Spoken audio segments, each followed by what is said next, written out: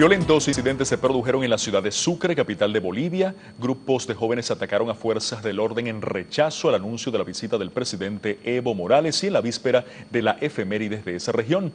Nos amplía nuestro corresponsal Freddy Morales. Veamos. El ambiente en Sucre empezó a enrarecerse el viernes, cuando las autoridades locales opositoras al gobierno rechazaron la llegada del presidente Evo Morales a un acto popular. Nuestro presidente tenía que entregar muchas obras porque decían que no cumple el presidente, pero sin embargo pues no dejan cumplir y eso es la prueba clara que no dejan trabajar. Los incidentes se produjeron cuando los manifestantes agredieron a las fuerzas de seguridad desplazadas al estadio para el acto en el que el presidente debía entregar ambulancias para el área rural y financiamiento para proyectos de desarrollo. ¿Qué temían?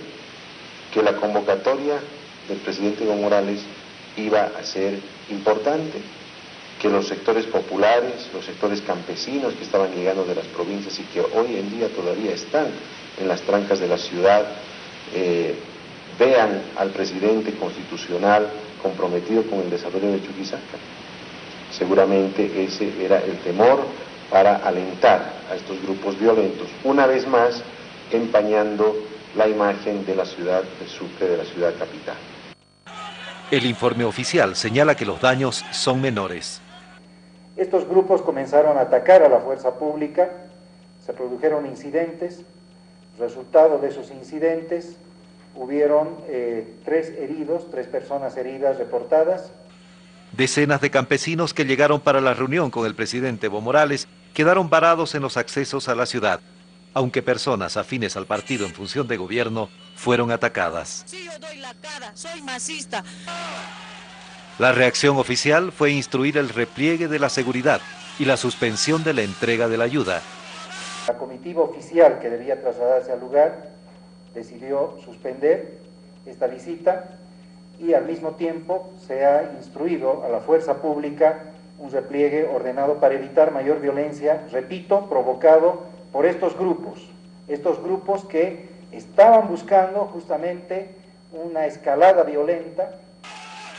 Los sectores conservadores de Sucre resisten al gobierno desde el año pasado, cuando la Asamblea Constituyente decidió no atender su reclamo de retorno de la sede de gobierno de La Paz a esa ciudad. Freddy Morales, Telesur, Bolivia. Y los campesinos del departamento boliviano de Chuquisaca iniciaron este domingo el bloqueo de carreteras a Sucre como represalia a la agresión y humillación que sufrieron sus dirigentes este sábado. Advirtieron que al bloqueo de caminos le seguirá el corte de agua. Con más información, como les dijimos antes de irnos a la pausa, la televisora venezolana Social TVS cumplió hoy su primer año de transmisión.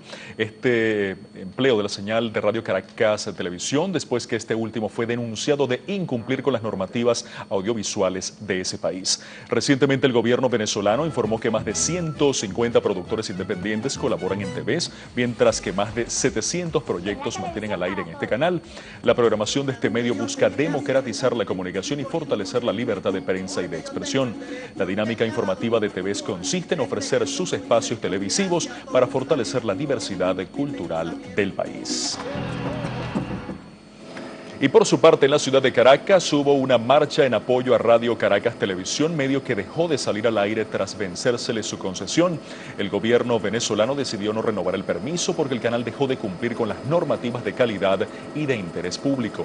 En abril del año 2012, RCTV participó en el fracasado golpe de Estado contra el presidente Hugo Chávez al prohibir a sus reporteros informar sobre este suceso. En la actualidad, Radio Caracas Televisión continúa sus transmisiones desde Venezuela por empresas de suscripción. Sus producciones de telenovelas continúan siendo exportadas a diferentes naciones. Y cuando se conmemoran 186 años de la batalla de Pichincha, el presidente de Ecuador, Rafael Correa, hace un llamado a su pueblo para defender la soberanía de su patria. Veamos el informe que nos llega desde Quito. La batalla de Pichincha representa un hito en la historia de Ecuador, no solo por haber sentado la identidad de su ejército, sino por haber consolidado la independencia de los pueblos de Quito del dominio español. El 24 de mayo de 1822 es el hito histórico, es el referente obligado de las instituciones ecuatorianas y es el motivo de orgullo de muchas de las naciones sudamericanas que combatieron juntas en el Pichincha, Los ideales de libertad y soberanía fueron los ejes alrededor de los cuales giró esta lucha. 186 años después, esos principios se han visto amenazados, más aún cuando tropas del gobierno de Álvaro Uribe perpetraron una masacre en territorio ecuatoriano.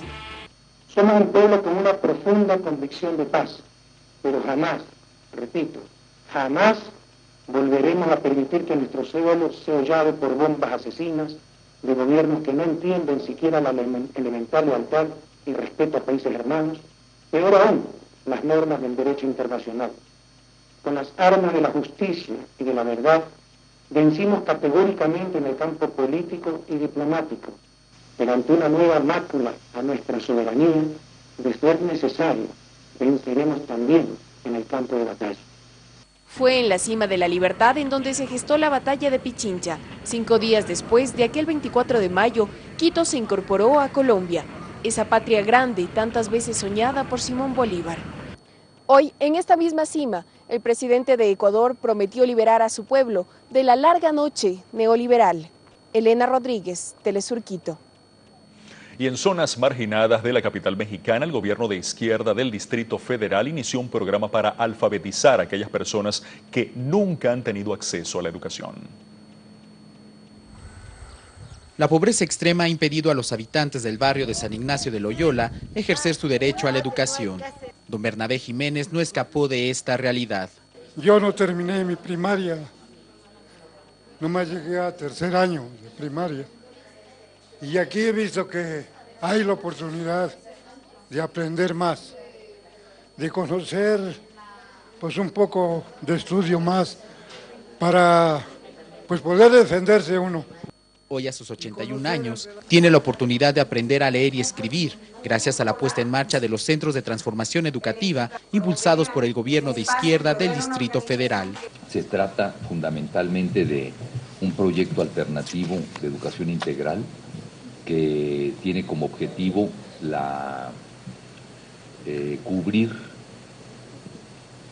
los sectores más importantes de desescolarización y de exclusión. Exclusión que ha dejado también sin acceso a la educación a niños de bajos recursos y con discapacidades. A mí me pasó con mi hijo, fue rechazado de las demás escuelas por ser un niño autista.